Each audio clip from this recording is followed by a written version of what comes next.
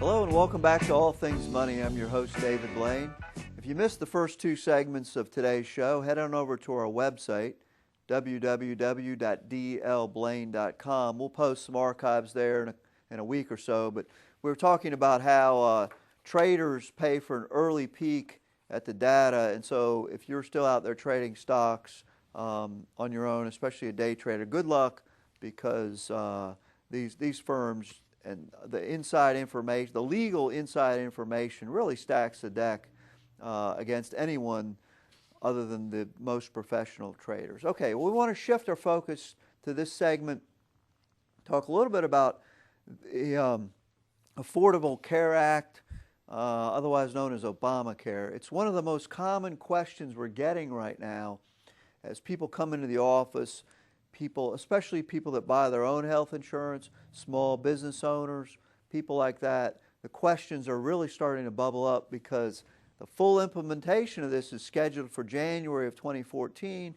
Here we are in the middle of June, and most people have no clue as to what's going on. Notably, the federal government and the IRS really doesn't know what's going on. It's just amazing to think that the federal government is going to be able to implement this thing. I don't want to get too far off track, but last week or so, the health plan, the state-run health plan in the UK, which is one of the largest employers in the world behind the Chinese military.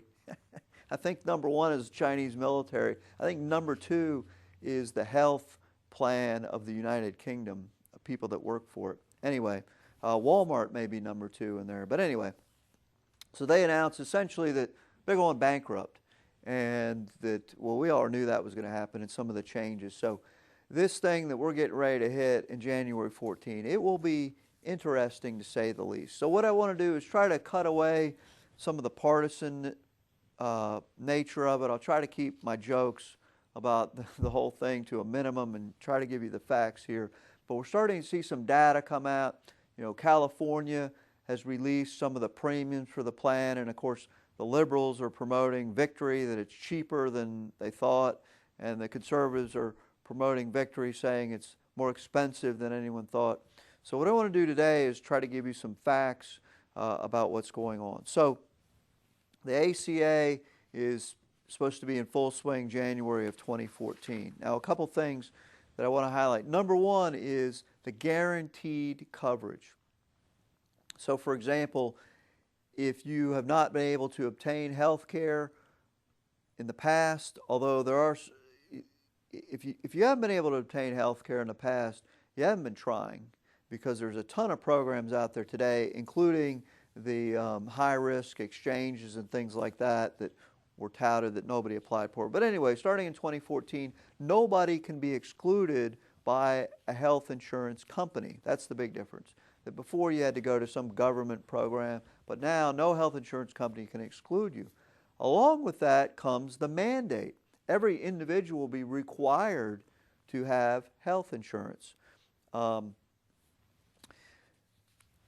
If you don't have health insurance, you may be required to pay a penalty. It looks like it may be as low as $95 in 2014. And so what's going to happen, if you're healthy, if you're young, healthy, there's a lot of concern that these people are not going to sign up for health insurance, and that it just be simpler to pay the penalty. And of course, the penalty and the premium credits are all going to be handled by the IRS, so it's going to be, somewhat of a big mess. All right, so that's the first thing, guaranteed coverage with the sister requirement of the individual mandate. So if you don't have insurance this year, starting 2014, you need to get it or pay a penalty. All right, number two, the essential benefits. And this is where the thing really starts going off the rails. So for example, every individual and group insurance policy must cover maternity care, rehabilitative services, pediatric vision, dental coverage, mental and behavioral health, preventative wellness services, hospitalization, lab services, drugs, ambulatory services, and emergency services. And this sounds all great, except for the fact that it removes the choice from people. So for example, you can end up with very strange results in that a 64-year-old man or woman for that matter, is going to have to pay for pediatric dental coverage. It's going to be baked into the premium. And a 4-year-old boy is going to have to pay for maternity coverage. It's part of, every health plan will have to cover it. So when your child's health plan, in the requirements, it'll have to cover maternity. And so it's just really sort of strange, and that this ties into the third point. There's a huge change in the way premiums are determined. It limits the difference in the amount people can charge based on the person's age, gender, or health. And frankly, it eliminates the ability to charge based on your health condition. It puts sort of bands around the difference between a young person and an older person. Today, health insurance premiums are based on the age, gender, and health status of the person, which makes perfect sense.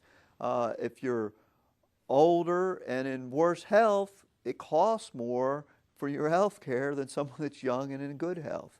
And the notion that you can't charge someone for that is just frankly ridiculous. And starting in 2014, health status cannot be a factor in determining your premium for health insurance.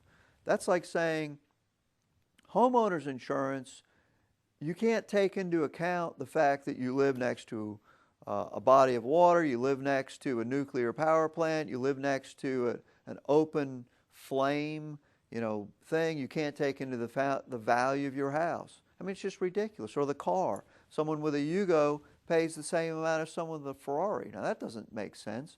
Well, the same thing under this. There is a small provision in there for changing the premium based on smoker, but it makes no sense. So what's going to happen is that the younger, healthy people are going to end up subsidizing the older people, and it's going to cause a lot of the younger people to opt out. I mean, that's the point, is why would they pay, a lot for it? Well, we're running out of time here, but the big question people want to know is, how will my premiums be affected? So you can go to Blue Cross Blue Shield North Carolina if you're a subscriber. They have some tools there, as well as Kaiser Permanente. Just search for Kaiser Health Premium Calculator, and you can plug in the information and see what your potential premium may be. Now, they're not completely accurate yet, but we're starting to get some information online about that. Suffice to say, if you make a fair amount of money, you're going to see your premiums skyrocket. Well, that's about all the time we have for today's show. I hope that you'll join in again next week. Maybe we'll continue talking a little bit more about some of the changes coming in healthcare. The proceeding was a paid program. The opinions expressed are not necessarily those of WNBU and Inner Banks Media.